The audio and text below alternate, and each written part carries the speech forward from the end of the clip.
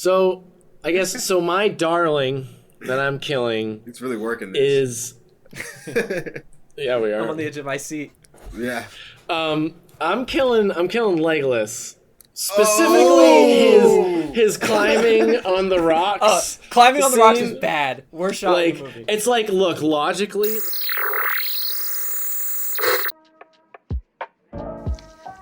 Tell me, if you like the world, not the people. I like the essence of the world, but not the world itself. You like its organizations, its advertising factotums, its automobiles, its assembly line souls. It's bad. Well, it's silly. Let's remove it. Huh? But it feeds me. It brings me cans of pork and beans.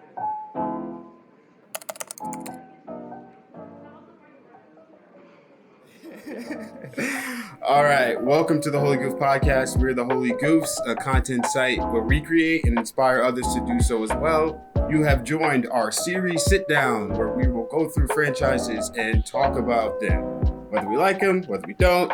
And we are beginning with The Hobbit. Now, how are you guys doing today? Doing good. Yeah, I'm feeling good.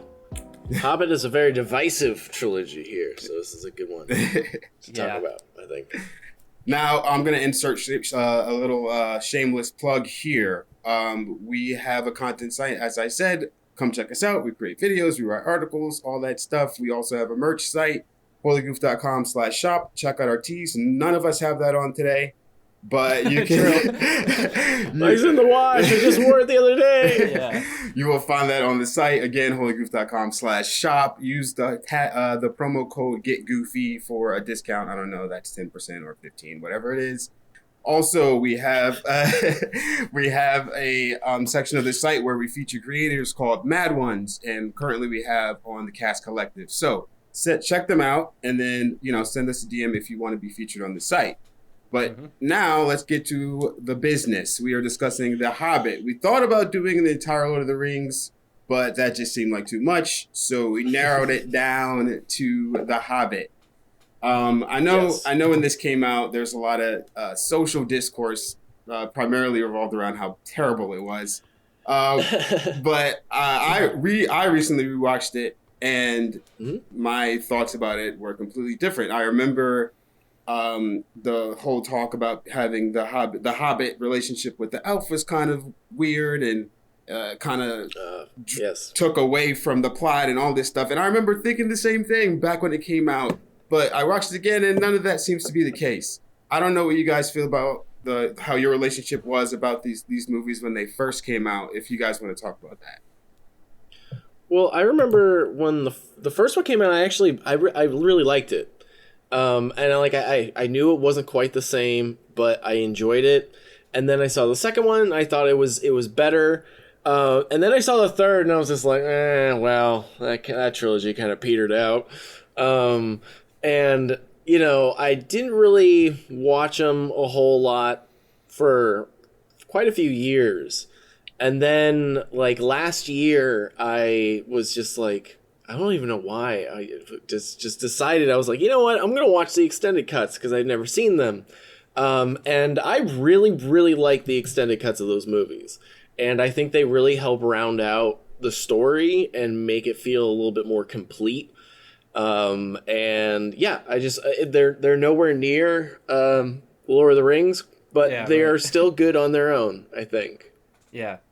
Yeah, I think it bears mentioning that at no point in this are we saying these are as good as Lord of the Rings. That's a Mount Olympus feat. I mean, it's just not going to happen. Peter Jackson try as hard as he might, and despite the memes, Peter Jackson worked his fucking ass off on these movies. So but anyway. Yeah, no, there's a lot to talk about when it comes to the making of these films, because it was a crazy production experience. Totally. And that's definitely an influence on why we got what we got.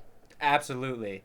Yeah, my experience, and I'll kind of get into this more when we get into the sections, but I actually saw this when it came out at a high frame rate, 48 frames per second, in 3D and everything.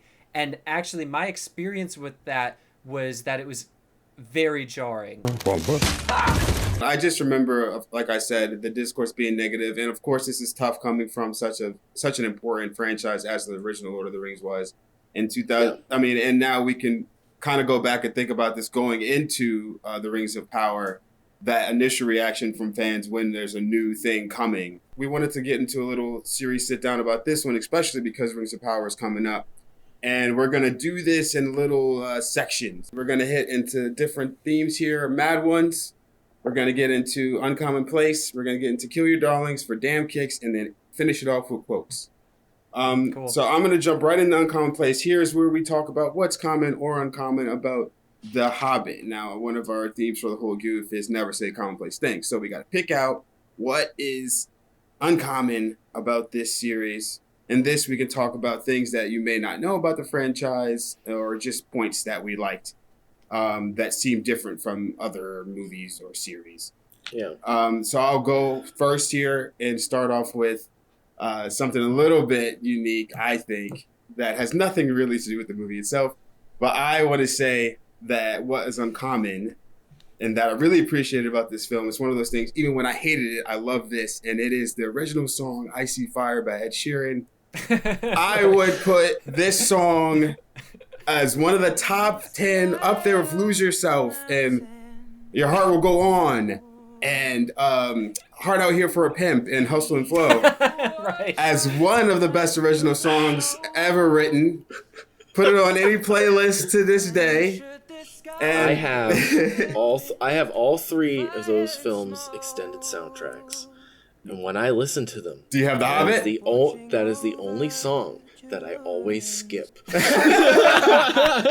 I think Brett and I share a similar thing here, where we don't agree on everything. We're not going to agree on everything. Wait, but before you go, I do want to say this. I want to say there's a little story behind it. Peter Jackson and his wife, who was producer on it, co-producer. It was recommended by their daughter to get Ed Sheeran, and he's a huge Lord of the Rings fan. Mm-hmm. He watched the movie and wrote the song in like a day, the same day. Pretty sure he has a cameo in it too. That's right. Does he? Okay, I know he had. I think he's one of the dudes in Lake Town. I think that's right. Wow. Okay, so I really thought that was going to be greeted with a unanimous yes response. There's another uncommon thing. Steve Colbert has a cameo in the movie. Ah. One of the greatest Lord of the Rings fans of all time, right? Mm-hmm. I mean, the man's a walking encyclopedia of Lord of the Rings. Oh, misty eye on the mountain below. See, I come again. I'm going back to my angsty teen self. I'm coming from Billy Boyd singing to Denethor, and that in my mind is an iconic. I'll give him the long ways home from the second movie is. I literally heard that on my way home, and I was like almost in tears. It's so good. But I will say this, though, Spence, to kind of agree with you, I always remembered hating that because I thought it was a gimmick, get this pop star into Oh, it certainly was. And it worked. In preparation for this, I've been watching so much Hobbit material, and I saw like a super cut somebody did of like moments they liked with that song behind it, and I was like, oh, actually, this kind of hits. It works well enough within it as like an ending song. Song and credits. It's fine. It comes in right when Smaug comes out and is on his way to Old Town? Is that the name of it? Yeah, Lake Town. Lake Town. And then it ends, and then here comes the little. Come on. I hate the song, and I still know most of it. Okay. It's always on my playlist. All right. Well, I'm glad to start us off with the disagreement, but that is my Uncommonplace. Cool. Go off. Proceed. Well, I was gonna start with a joke and say, well, it's a singular book that was made into 3 movies. That's pretty fucking uncommon. True. That's very true. A small book. Well, it wasn't supposed to be a trilogy. It was initially supposed to be 2 movies, and it was always envisioned as 2 movies while Guillermo del Toro was working on it. That's right. And then it was also initially shot to be 2 movies. And then they realized that they had material that they could use from the appendices that would flesh out several moments and make them like much stronger. And that was when they made the decision to actually make it 3 movies and to basically do a like pairing with Lord of the Rings kind of thing, like 2 trilogies. You are pro 3 movies, which is a controversial take. A lot of people say it should have just been 2, but I'm hearing that you like the extra. He space likes the that came finesse. out. Overall, yeah, I mean, there's definitely a few spaces that need trimming. I will not argue that. But I think with the new material that's in the extended cuts, it helps justify them being 3 whole movies. Yeah, I like that. He said extended cut, so it should really be 4. If they're gonna, a Peter Jackson extended cut is an extra movie. It should really, it should be 4. Yeah. All right, Josh, Uncommon. My Uncommonplace is kind of what I touched on, but because Peter Jackson, maybe the studio, if you're a conspiracy theorist, kind of forced this like shooting in high format, high frame rate format and all that. The prosthetics and special effects team. Now I know we all hate the special effects, blah blah blah, but there's some great moments. But especially the prosthetics team had to go so far extra beyond what would normally be done for prosthetics on screen, because when they were doing the screen tests, they realized these cameras are picking up so much more detail. So every wig is made from real human hair. There's so much color detail put into the skin.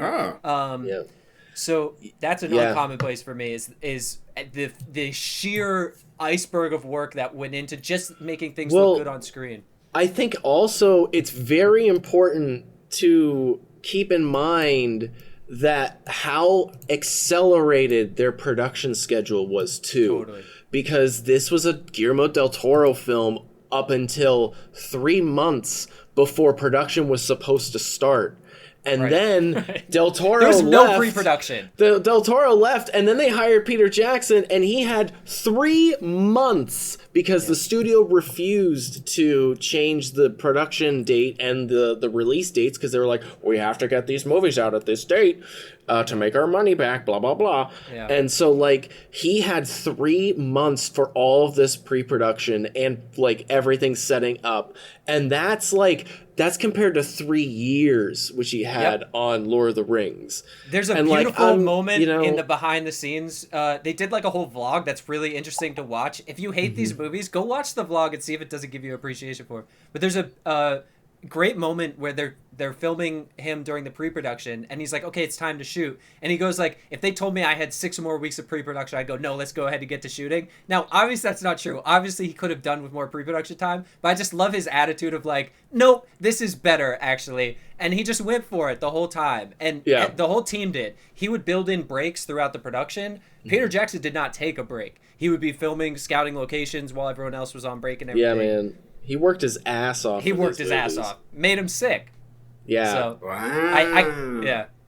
So anyway, that's my Uncommonplace, is that because of a lot of the production stressors that was put onto it, because of the format they're shooting in, because of the timeline they had to work in, it's pressure makes diamonds. Like there's some stuff in there that is so far above the quality that was standard. And I think especially now in standard format, it does play really well. The prosthetics are incredible. I mean, if you see those real actors and then see the prosthetics, it's pretty nuts. And like honestly, even the CG holds up fairly well. I don't know if that's like a plus for The Hobbit or a dig at like every other movie that's come out in the past like 10 years.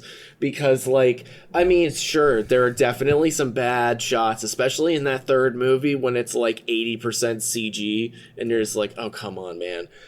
There are definitely some really bad shots, but, like, honestly, some of the green screen in the Avengers movies is just as bad. All right, well, that kind of smoothly transitions us into our next theme, which is Mad Ones. We pick a specific character, it could be a director even, or member of the cast and crew, whatever, that stands out specifically within this series.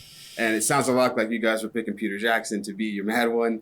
Oh, I actually have a different one. But I'll just go ahead and say mine real quick. Also, this ties into what you were saying about CG and things. My Mad One is Azog the Orc, the Lord of the Third Age. The Defiler. The Defiler. Because he's mentioned by name in the book. He is Bolg's father. And then in the book he died, so they just kept him alive. Relentless loyalty, this guy. What can you say? Yeah, up until the end. Thought he was gone. He's just floating in the ice. raises from beyond, and puts up a Very final dramatic. fight. He was after the dwarves from the start, and just got to give credit to people who really put their all into their mission. So shout out to Azog the Orc. That is my mad one. Love it. That's Love it. fantastic. Loyalty. That's fantastic. Loyalty. He still looks good though for a fully CG character. And he looks great. And he You looks know, He great. still looks pretty damn good. In Yeah. 4K. When you mentioned the third movie, probably my favorite CG shot is when he's floating under the ice there, and then also when there's a close up on his face when he's dying. Oh, the skin texture's like fucking, it's phenomenal. It stands up against anything in. It's a big. in modern CGI. And then of course all the prosthetics and things. I know this is CG, but I just love the way they built out the orcs in this one with like their weaponry pretty much attached to their skin. The way they made it look was sweet. So It looks good. I mean, another reason why I made him my mad one is just because it's so hard with villains to create a compelling villain. You already have Smaug, of course, who speaks for itself, but then obviously you throw in personality as Azog and his conquest there. It's just hard to have a compelling villain, and I think it worked. It worked. I agree, and I think he's also a really good example of a type of villain that a lot of movie studios are afraid to do now, which is a non-sympathetic one. Like he doesn't like he's just bad. Yeah. He's just a bad dude. Yep. And there's nothing redeeming about him. No, it's great. And there shouldn't be. And now everything's all like, Yeah. we need to understand our villain. No. Yeah, It's like, no, man, Azog's just a bad dude. yeah, and he's great at it. And a mad one. And a mad one. It's a good Yeah. mad one. It's a good. I Mad love one. I that like his like hands cut off and stuff, and he has like the different Oh, and then he attachments puts- with the sword it's in great. the third movie. It's so badass. Yeah. Yeah, It's like, and it yeah. doesn't feel gimmicky either. Like, 'cause No, it there's works. a way you do that. That's like, oh, come on. He's just every scene he's swapping it out, but it just makes sense in the story. Yeah, Also great for toys, because then you get yeah, the true. exchangeable Azog Merchandising. Yeah. Brett, who's your mad one? So there's plenty of things to choose from. Peter Jackson. There's Benedict Cumberbatch as Smaug or Schmaug. Schmaug. His whole sequence is phenomenal. But I think my personal favorite little addition to these movies is Sylvester McCoy as Radagast the Brown. He's not. That's a good one. He's mentioned in the book, but that's it. And he doesn't really do anything he's in the Lord of the Rings trilogy. But since they were unable to find a way to work him into the Lord of the Rings movie, Peter Jackson is a big fan of the character, so he cast Sylvester McCoy and put him in there, and he's just like I fucking love him. He's got like this great like Peter Jackson's like sense of humor like embodied. He's real wacky. He has like the stick insect joke where he pulls it off his tongue and stuff, and he's like his beard. I don't know if you've like paid attention, but it's like half and half. And it's like split 4 ways. So like this one eyebrow goes like up a crazy way. This one eyebrow goes like down a weird way. This side of the beard is like super long. And then this side's like all raggedy and like weird and messed up. And he's got like a bird's nest in his hair and there's shit everywhere. The tree sap just like taking his face. Yeah. He's got way too much going on. He's got so much going on. He's so quirky, but I also absolutely adore the piece of music that Howard Shore wrote for his like introduction and his interaction with the characters. It's one of my favorite pieces of music in like all 6 of those movies' soundtracks. I just love the like cello, and it's really whimsical and stuff. And it's just like I know he's not supposed to be there, but like I fucking love him, and I love every single moment, and I love when he comes back in the third one on the Eagles, and I'm just like, I just love you, like Radagast. You're a character that does not need to be in this at all, but you won me over. Just give us a dirty hippie wizard. I mean, of course. Yeah. They have the line about the mushrooms, like addling his brain and everything. You can't go wrong with the dirty hippie wizard. All right, well, I'm glad you guys picked creative mad ones because I went super basic, but I think it bears mentioning that Bilbo is just the quintessential main character here. Especially, I mean, I said we weren't going to compare to Lord of the Rings, but especially paired against Frodo, Bilbo just has it all. I mean, Frodo can't hold a light to what Bilbo has here. He's doubted at every turn, but I mean, he's got better constitution than Gandalf because Gandalf can't take on the power of the ring. He'd be corrupted by it. Bilbo's got that. you know, he's Going sneakier D&D than, style. What's his yeah, Exactly. exactly. Yeah. What's his stamina? He's high stamina. I mean, he's pretty goated, honestly. Because you'd think if there his was sneak is a 10. Yeah. His stamina And he rolls like an nat 8. 20s throughout the whole movie. Like He anytime he does. needs to come in He clutch. absolutely does. And talk about Yeah. super ballsy. Like, Yeah. just He's brave. just taking the Arkenstone and going to camp like, hey guys, this guy's Yeah. going crazy in there. I don't know what you want to do about this. And Yeah. he outsmarts two super crafty characters, which are Smaug and Gollum, which, you know, he's crafty, he's sneakier than the dwarves, he's got stronger wisdom moral up to- compass. yeah. His He's got good wisdom wisdom. saving throw is fucking high. He wants all high the- constitution. He wants all the smoke. Yeah. All the smoke. All right, and following right along with Holy Goof thematic elements here, we're going to move on to our next section, which is Kill Your Darlings. Here we pick a scene or a character even where we would X from the movies, from the franchise. And what we're going to do is each of us would have to pick, after we pick our darling to kill, we each have to pick a entire movie from the franchise to kill. So Right. even if we really liked it, got to pick one. One's got to go. For me, And we'll do that for every franchise. It's basically just saying, what's your least favorite? If you have to rank them, what's your least favorite one? Right. so some of these we're gonna have some tough decisions. With this one, my darling, and Brett's not gonna agree with this one, but my darling is I want to kill all of Gandalf's side quests.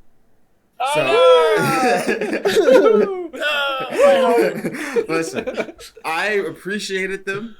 But and this is the kudos to Peter Jackson and the filmmakers, because they really stuck true to the essence of the film, which is Bilbo and the journey with the dwarves. I really like that. Every time Gandalf was like, guys, I gotta go, I got taken off that path into things that are really important. Of course, he's dealing with all this Sauron business, very very important. He's with Galadriel, Saruman, and all this stuff is important. But I just wanted to stick to the meat and potatoes. So if I had to, it would be kill off all the Gandalf side quests, which happen to include Radagast sometimes.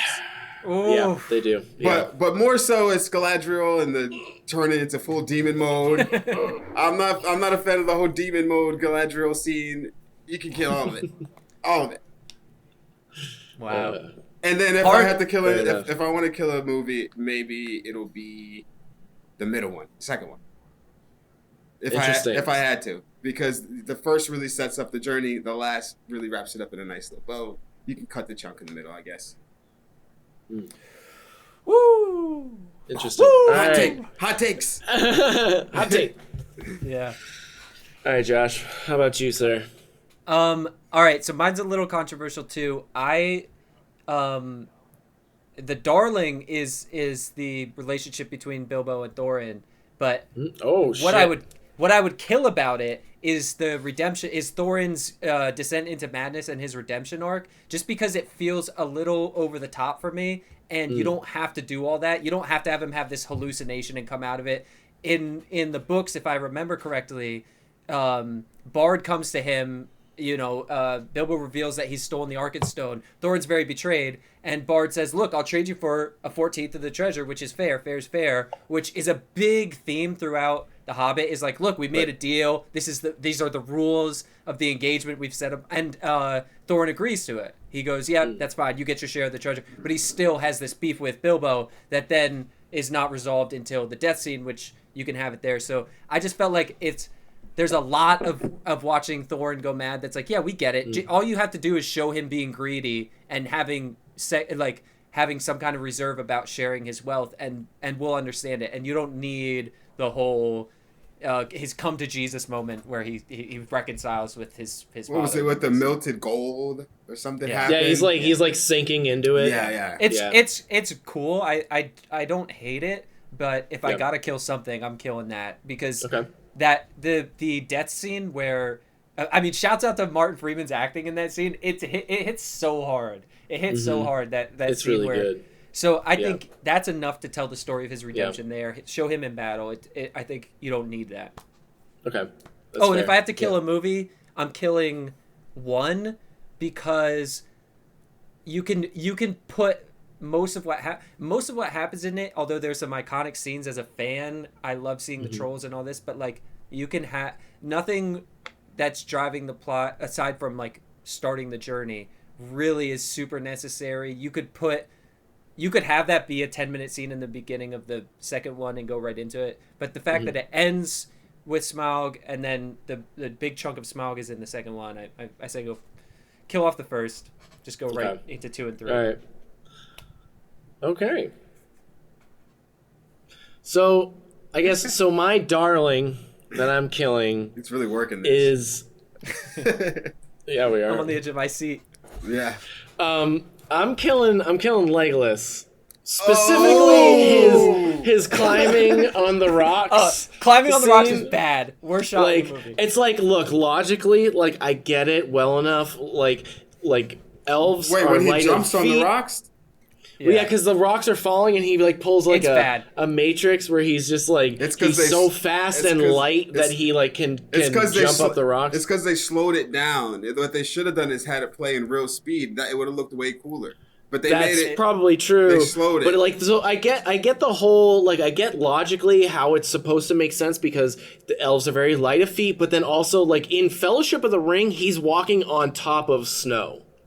And it's like, well, if he's light enough to do that, he's probably light enough to do this. To jump but off the it's rock, still, it looks so goofy and It looks real cartoony. goofy. Yeah, it does. And like, The scene so is like, bad. if it's like, I want to kill that scene specifically, but if that means I have to take out all of Legolas, I'm okay with that because he's cool, he's super badass. I love Orlando Bloom, but like, he is referenced indirectly in the books by the Mithril.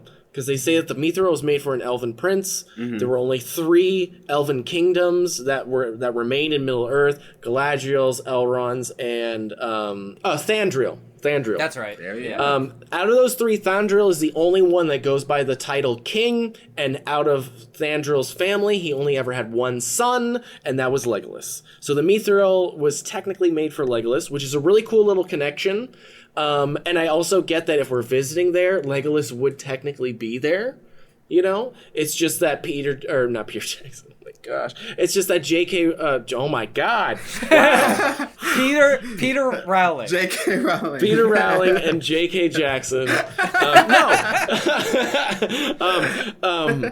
Tolkien.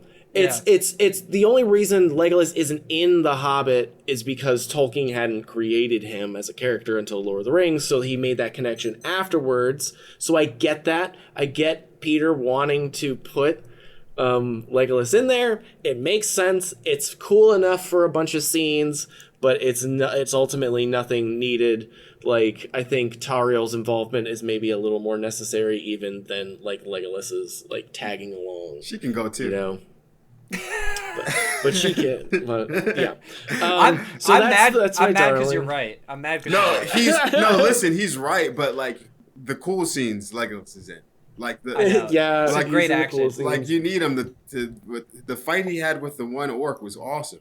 Oh yeah, his whole thing with Bolg is awesome. Yeah, Like, but did you notice the one thing so- about speaking about Legolas in there? What I would kill is what they did to his eyes. For some reason, they made Orlando Bloom's eyes super blue or light. And Well, I don't know they're if like anyone because noticed. I'm pretty sure it's because in Lord of the Rings they use contacts to make his eyes blue, and in The Hobbit they did it digitally. That's what it is. I'm pretty sure that makes that's why. It's, yeah. it's very like it feels abnormal. There's something shifted there, but tough. No, I need Legolas in So- this. He kept me around for a little Yeah.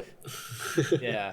So yeah, and if I had to kill a whole movie, I would kill the third movie. I would just make like a 30-minute battle sequence at the end of the second movie, you know, and like just make the second one extra long, which was technically what they were gonna do when it was 2 movies. It was the first one was gonna be like really long, like 4 hours almost, and then the second movie was gonna be like 2.5 kind of thing.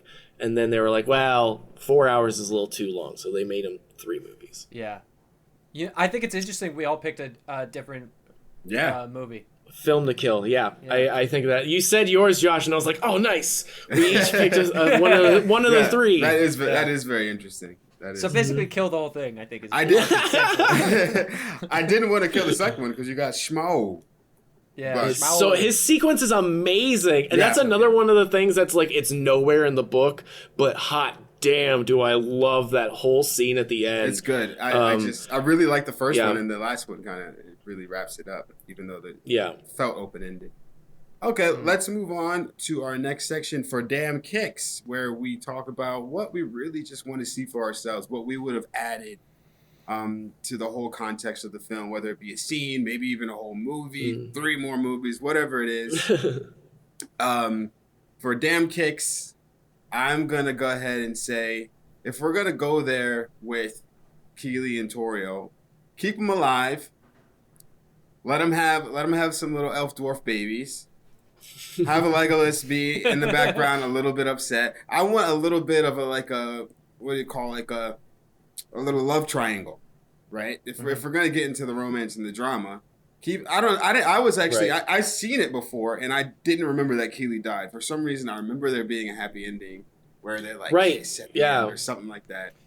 No, both Keely and Feely die in not only the books but the movies too. Both of them, they're gone. Yeah. So I think it's interesting adding Tariel because it becomes now like a doomed romance. It's like if you know your shit, then you're like and people go, well, that makes it pointless. Well, I mean, it makes it dramatic and it makes it emotional because you're like it was doomed from the start. Right, and that's the whole point of like what Legolas's dad is trying to say for her is like why even love him? He's mortal. Why love him? And they touch on this in Lord of the Rings too. This whole elves can't like really mess with the mortal, the humans. Yeah. And so this is another like kind of theme for that. It's kind of like, but is it more important to have loved than lost?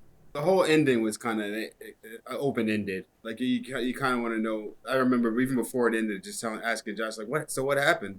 Where'd they go?" Can I butt in here because this is actually my for Damn Kicks is I want to see if it can only be a scene, okay, do a scene where we're showing, it could be a montage, showing Erebor and Lake Town regrowing, show kind of their alliance, show like, because Erebor as a place is built up so much in this, almost on the level of like a Gondor or something like that in Lord of the Rings, where like it has all this significance, and then it's just like and we'll never hear about it again, and that's it, and we're not even gonna wish it goodbye. It's just Bilbo's went home. So what do you want to see? I want to see more of that. I want to see up to Balin taking his trip to Moria. I want to see more of Erebor and all that. Right? Yeah. I think that'd be a great series, but at least show me some finality in the movies by throwing a scene in there of showing how they rebuild and kind of have a legacy. Yeah. So, I mean, that's a really good segue into my look at us transitioning. For Damn Kicks, which is like similar, but it's like I want more dwarven stuff. Like specifically dwarven stuff. Yeah. I want to see Balin and Nori and them go back to Khazad-dûm and try and retake it and stuff because we know as fans that the dead skeletons there in in Khazad-dûm in Fellowship are Balin's tomb, and Nori is the skeleton with the book and these little like Easter eggs that he slipped in and stuff, but also like I really want to know more about like Dane and how much, because he's such a rotten bastard, and I love Billy Connolly, and he becomes the next king under the mountain after Thorin dies and stuff, and he's actually fighting like in Lord of the Rings while Aragorn and everyone is fighting for Gondor. He's fighting for Erebor. And you're right. Like, I want to see all of that stuff specifically. I also would love to see, again, even if it's just for a little scene, in the opening montage, you have after the dwarves leave Erebor, the Exodus, and it shows for one scene Thorin working as a smith kind of thing. And in the book, it talks about how that's basically where the legend of dwarves and elves came from, with them being craftsmen and carpenters and stuff, because they made toys and stuff like that. And so there's the toy workmanship, the iron workmanship. I want to see more of the dwarves working as worksmen before they go on the quest and stuff. I would love to see that. Awesome. Well, I think long story short, you should give these movies a second chance. They're pretty good. Yeah. And I think Yeah. it was a good idea for us to do, and we'll get in the quotes here to wrap this up, but it was a good idea for us to do this one, this Middle Earth story 60 years before the trilogy, because it's closer to Rings of Power, right? I mean, In terms of timeline, that's right. Yeah. So I mean, there's still like 2,000 years, but it's closer. They're going to it's play closer fast by and loose 60. with that, probably. I think they're going to be a little fast and loose with the timeline. But Yeah. I'm Yeah. okay with that because that's the only way to tell that. yeah. That's true. Unless you do Yeah. anthology, you know. Yes, exactly. It's a similar thing. They have to condense some timelines. Otherwise, all your human characters are dying between episodes 2 and 3. Yeah. And that would be my criticism of people who are critical of this. There's a lot. If you want a book, read a book. But if you want a movie, Well, yeah. some concessions will have to be made. There's a lot. There's- There's a lot to be critical of people who. Yeah, and there's also there's a lot of things that specifically go into the structure of a film that necessitate certain changes, like the addition of the dwarves going into Erebor and fighting Smaug and stuff. Now Peter Jackson has a middle movie. He needs a big action sequence to end out that middle movie. Also, the dwarves hiding out and being afraid to go in there, it works in the book because the book goes through that chapter in like 20 pages. Right. But And when you you're can get watching inside people's heads and shit. Right. But when you're watching a movie and you're in movie 2 out of movie 3 and you watch 13 characters sit outside and like refuse to go in and fight this dragon that they've been talking about killing the whole time, you're going to go, "Oh, all 13 of those dwarves are fucking cowards." It's the same reason Like, in D&D, you just go, okay, you took a long rest, instead of going, while you're sleeping, a crow Okay, you goes took a by long the gate. rest. Like- you took a long rest. I think, but it's just there's interesting things, and like sometimes just like just simply adapting something from one medium to another necessitates certain structural tweaks and things like that. 100%. Excellent. Well, we'll wrap this up with a quote from each of us that we picked from the series, to kind of finalize this exclamation point on our first series sit down. I picked one from the last movie, where it is the death of the Dwarf King. What is his name? Thorin Oakenshield. Yes. Thorin Oakenshield. Yes, and he is. I thought this was great because it really epitomizes like the movies, and I'll explain why. But I read a whole thing about how it was better in the books. And also, I'll read the movie version, then I'll read the book version because I do kind of like the book version more. But he's talking to Bilbo as he's dying, and he says, "Farewell, Master Burglar. Go back to your books and your armchair. Plant your trees. Watch them grow. If more people valued home above gold, this world would be a merrier place." And then in the book, it's pretty much the same, but he says, "If more of us valued food and cheer and song above hoarded gold, it would be a merrier world." And I just like that because it really kind of epitomizes the theme of the movies and just the hobbits themselves in general. Like, it's almost like everyone should just be a hobbit. They're peaceful and they're jolly, and all they want to do is go back to the Shire, have a little adventure, go home, and that's kind of why Gandalf chooses Frodo and Bilbo because they're supposed to be not as affected to the other stuff like the men are or the dwarves are, because they're simple. Maybe we need to make things more simpler, and I just like I like Everyone that. needs a little simplicity in their life. Just be merry, enjoy your food and your wine and your cheeses and your bread, and sing song in the Shire in your little hobbit hole. Yeah, I love it. That's mine. Yeah, that's good. That's good. Josh, what about what's your quote? Fuck gold. Mine is the moment where Bilbo is leaving to go back to the Shire, and he goes, tell him I said goodbye, and he's like, tell him yourself, and he turns around and all the dwarves are staying there, and it's a good line. Actually, it's just an okay line, but it's the way Martin Freeman delivers it. But it's the if you ever pass through Bag End, tea is at 4. You're welcome anytime. Don't bother knocking. That's a good one. It's so good. It's so good. Because there's almost this pain when he says you're welcome anytime, where maybe this is how I'm interpreting it, but it's almost this thing of like, I'll probably never see you again. But it's the sentiment of like, I would love to see you again. That's a good one. I probably won't. Oh, I got goosebumps now talking about it. It kills I love me. it. It's so good. Yeah. That's an excellent quote. That's wonderful. Yeah, there's some good lines in this movie. Hey, for damn kicks, give us the elves coming back to the Shire. I mean, the dwarves coming back to the Shire and having tea. I want to see that reunion. Yeah. Yeah, because he talks about Balin came a couple times. Oh, did he? He came and visit. Yep. See, times. that's what I want. The series of Balin adventuring, traveling to Moria. Yeah, that'd be great. So my quote is from the first movie. It's also in the book, and it's Gandalf in the very beginning when he introduces himself, and he goes, "I'm Gandalf, and Gandalf means me." And I just think that so perfectly encapsulates just the Ian McKellen as an actor. Yeah. The Hobbit trilogy and Tolkien and his world in general.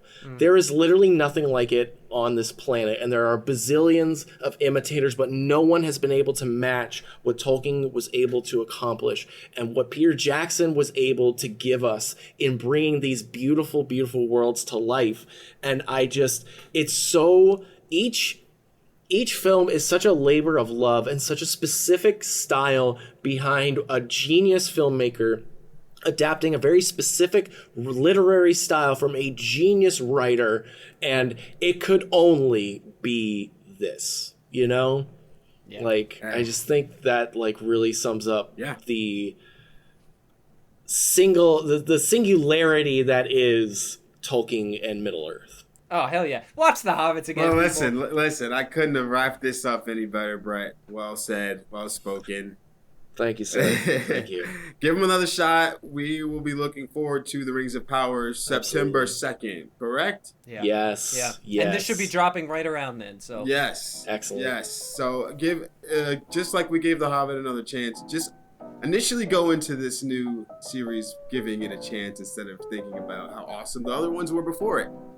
Yeah. Just keep an open mind. Keep your mind open. That's all we're asking. It's already well written. So guys, what do you want to do next? What are we watching next? Oh, you know what? I'm hearing that Andor is coming. Ooh. Are we doing Star Wars? And it smells like Star Wars is in the air. All right.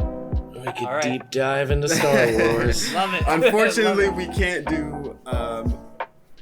I guess we'd have to break it up into maybe the original trilogy and the prequel and the prequels. What are they called? Sequel. The sequels. So maybe we do that because there's no way we can do the whole thing. So it'd be too long, too much. But we'll see you next time. And eventually we'll circle back to Lord of the Rings too. Oh yes, we do have the trilogy to do. So we'll see you next time with whatever it is we may be doing. But this has been the Holy Goof Series Sit Down, and Pete. Always be goofing. Always be goofing. That's right. Let us know what you think in the comments and all that shit.